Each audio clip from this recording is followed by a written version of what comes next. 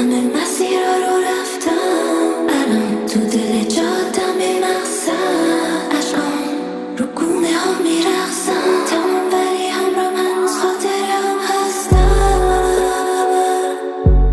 من خستم رو همه کندم، از این بعدم رفتم تو